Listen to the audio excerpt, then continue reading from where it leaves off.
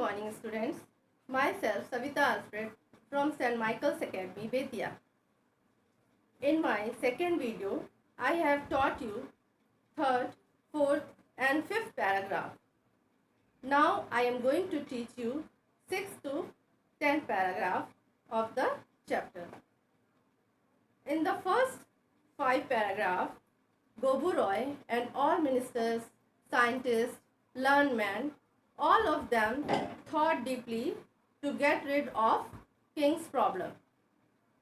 In result, they thought to remove the soil, but they were not able to remove it. In spite of removing, they filled the world with dust.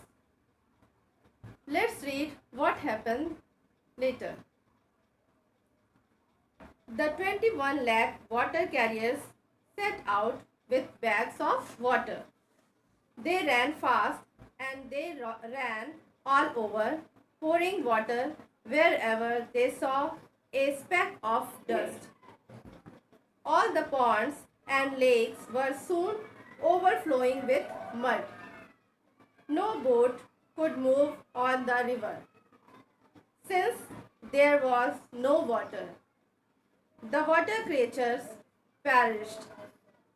The land creatures tried their hand at swimming.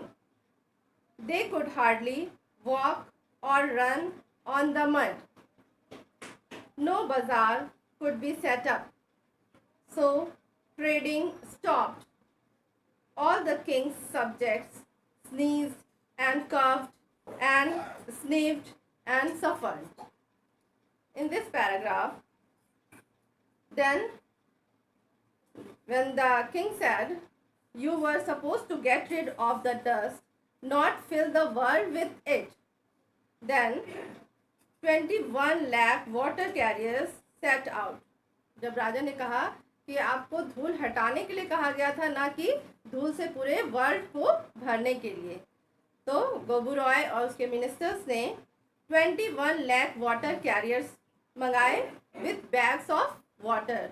उस समय उनको भिष्टी कहा जाता था, जो water लाते थे with bags of water. उस समय वाटर के बैग भर करके तब पानी लाया जाता था. दे रैन fast and they ran all over, pouring water wherever they saw a speck of dust. A speck means एक भी अगर धूल का कण उनको दिखाई दिया तो वहाँ पर वे they ran fast, वे दौड़े, और they ran all over, सब जगह दौड़कर pouring water means water को उन्होंने छिड़काव किया, डाला. wherever they saw a speck of dust, जहाँ पर भी उन्होंने एक धूल का कण देखा, सब जगह पानी का छिड़काव किया. All the ponds and lakes were soon overflowing with mud. जितने भी पॉन्ड्स थे, जितने भी लेक्स थे, वे सब मड, सब जगह मड, कीचड़ भर गया. No boat could move on the river. सब could move on the river. River में कोई बोट नहीं चल पा रही थी. Since there was no water, क्योंकि वहाँ पर पानी नहीं था. The water creatures perished. Perished means होता है died or were killed. Perished, वे मर गए.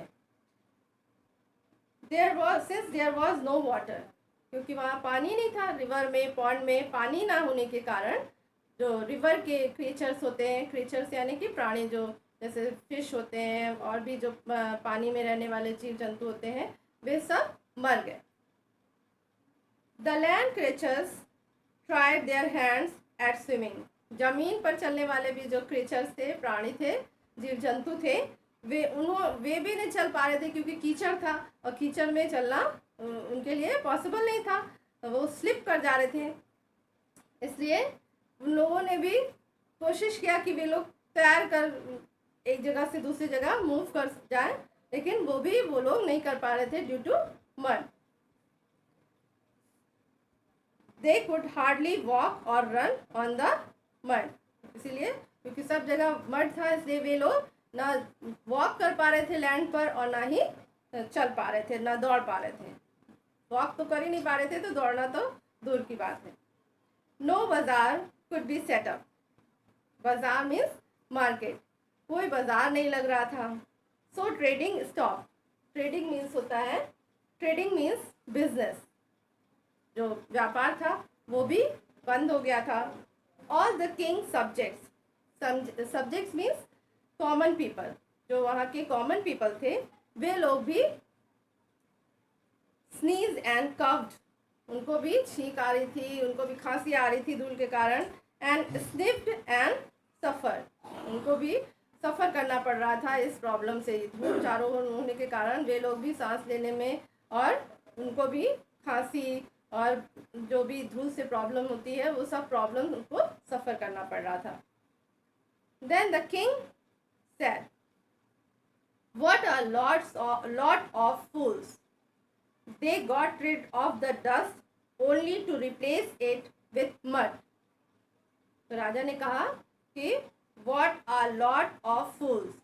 तो जो उनके all the courtiers थे, चीफ मिनिस्टर जो गोबू रॉय थे और जो साइंटिस्ट थे, इन लोगों को उन्होंने फूल कहा.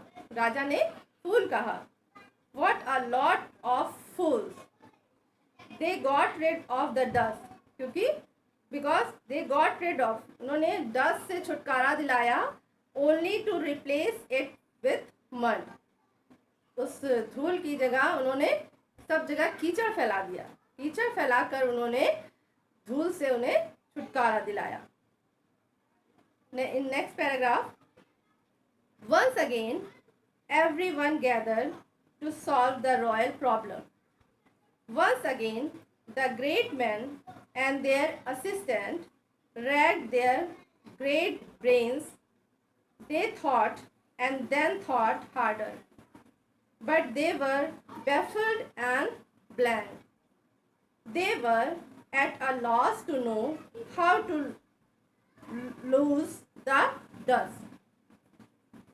एक बार फिर once again everyone gathered. Everyone means Gobu Roy, his ministers, his scientists, learned men, and all of them gathered there. सब फिर से इकट्ठा हुए. For what? To solve the royal problem. Once again the great men and their assistants, जो वहाँ के महान व्यक्ति थे और जो उनके assistant means जो उनकी help किया करते थे, helpers, racked their great brains. Racked their great brains means tried very hard to think of something. उन्होंने बहुत ज़्यादा कोशिश किया कुछ सोचने के लिए. उन्होंने सोल्यूशन निकालने के लिए बहुत ज़्यादा कोशिश किया. But they thought and thought harder. वे बहुत ज़्यादा सोचते रहे. But they were baffled and blank. Baffled means failed and blank means शून्य हो गए. लेकिन वो कुछ भी सोच पाने में, उस प्रॉब्लम का सोल्यूशन निकालने में वे लोग फेल हो गए. उनका दिमाग शून्य हो गया, खत्म हो गया.